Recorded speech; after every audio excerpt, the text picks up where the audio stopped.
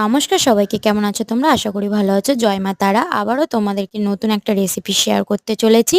ভালো লাগলে অবশ্যই জানাবে, লাইক অ্যান্ড সাবস্ক্রাইব করে দেবে প্লিজ আমার চ্যানেলটাকে। চলো শুরু করা যাক। প্রথমে তেলাপিয়া মাছ ও পোনা মাছকে ভালোভাবে কেটে ধুয়ে নুন হলুদ মাখিয়ে রেখে দেবো। ওরপর তেলটা গরম করে যখন মাছগুলো আমরা লাল লাল করে ভেজে নেবো, মাছগুলো ভাজার পর ওই তেলে আমরা পেঁয়াজ কুচি দেবো। দেওয়ার পর পেঁয়াজটা হালকা হালকা লাল হয়ে যাবে, তারপর আমরা আলু দিয়ে দেবো। আলু দিয়ে ভালো করে নুন দেবো, দিয়ে ভালো করে ভাজবো। ভাজা হয়ে গেলে হলুদ গুঁড়ো আর গুঁড়ো লঙ্কার গুঁড়ো দিয়ে ভালো করে আমরা কষাবো। আর জিরের গুঁড়ো দেবো, বাটার জিরেও দিতে পারো।